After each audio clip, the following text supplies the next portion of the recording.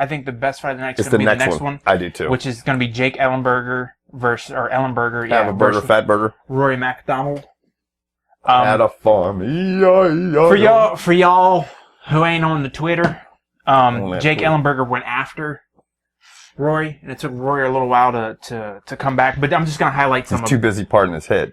That shit, that Canadian shit. So I'm just going to touch on some highlights from Jake Ellenberger's tweets. Right. St. Pierre, I stole your truck. I have the pics of you and Rory.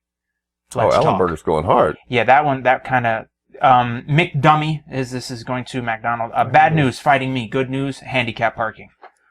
Thought that was good. McDonald finally came back with one and said, for someone with such a weak jaw, you sure use it a lot to talk shit. When you're done building yourself up, I'll be there to send you back to reality. And Ellenberger being a weak jaw, right? He just said Rory MacDonald weak jaw. He just said Ellenberger had a weak jaw, right? I mean, because you gotta kind of refresh my memory. Rory MacDonald has how many losses? Big one. How did he lose? Wasn't it Carlos Condit? Yeah. Didn't he just put him to sleep? I think so, yeah. He put him to sleep, didn't he? Yeah. If I'm wrong about that, someone tell me. Tell me, Rory. I mean, I don't know, because that one loss has fucked your whole record up. I think it's because your jaw was a little weak. Now, my favorite tweet 10 seconds left of the whole little fiasco that's going on. Right. McDummy. Unless you are using a unit of time as an adjective, the word is weak, not weak. Stupid. That was my favorite. Anyway, you have to read these out of in context. Me, personally, I think Rory's going to win. I do too.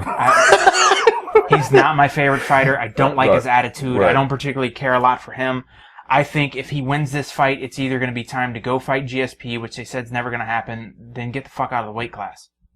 Tell that motherfucker. Someone you send him a postcard. No, I'm seriously, like, I'm not going to sit there in the 170 weight class. I mean, to me, like, when they sit there and they say, I'm going to continue to fight, but I'm no longer going to fight for the belt. That's what Anderson said. Why are you fighting? That, right. Well, I can see Anderson Silva saying that because he could fight at 205 and fuck people. He could have a lot of interesting fights. The fact that he's lost the belt right now, he has a 10-fight contract. Silva could go have 3 coast fights now, like, kind of go back and forth to 205 and fight guys like he did when he fought, yeah.